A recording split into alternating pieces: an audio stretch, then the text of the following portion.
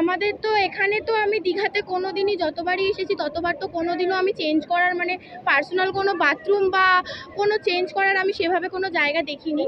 তো মানে আমরা তো মানে অনেক দূর থেকে দূর দূর থেকে অনেকে হোটেল থেকে আসে, তো সেভাবে তো চেঞ্জ করার জায়গা এখানেই নেই। তো এখানে যদি ব্যবস্থাটা চালু হয় তাহলে আমরা মানে খুব উপকৃত হব। আমাদের তো এখান থেকে স্নান করে এই ভেজা গা নিয়ে টোটো করে হেঁটে হোক বা যাদের দূরে হোটেল আছে তাদের তো মানে আমাদের টোটো করেই যেতে হয়, যাদের দূরে হেঁটে গিয়ে আমাদের ওরমভাবে মানে বাথরুমে হোটেলের বাথরুমে চেঞ্জ করতে হচ্ছে। এখানে ভেজা অবস্থাতেই যেতে হয়।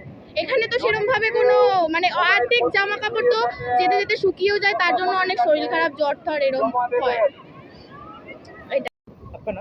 पुरुषोत्तम कुमार। यहाँ पे ना कि कोरोना है जो दीघा में जो है इसके सी बीच पे कोई चेंजिंग रूम नहीं है।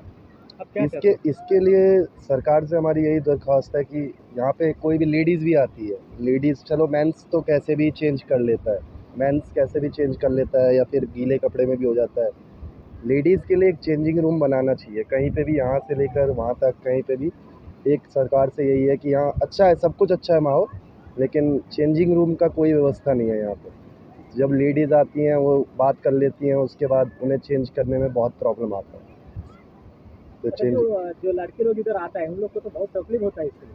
तो बहुत, हाँ वो लड़के भी हैं चेंजिंग, अब लोग गाड़ी में अपना चेंज कर रहा है, गाड़ी ला रहा है गाड़ी में अपना चेंज कर रहा है। अब ये सोचिए सरकार अगर एक चेंजिंग रूम बना देता तो फिर यहाँ पे आने से और भी जो पर्यटक हैं और ज़्यादा आएंगे और ज़्यादा।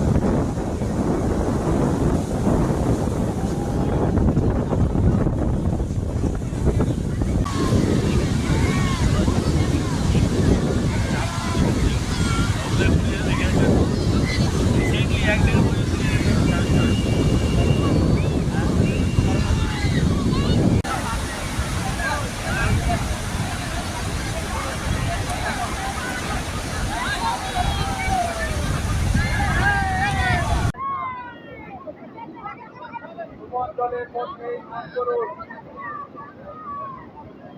নেশাগ্রস্ত অবস্থায় সমুদ্র স্নান করবেন না, সমুদ্র উত্তরাতে ভূমণ্ডলের বেশি সামনে কেউ যাবেন না।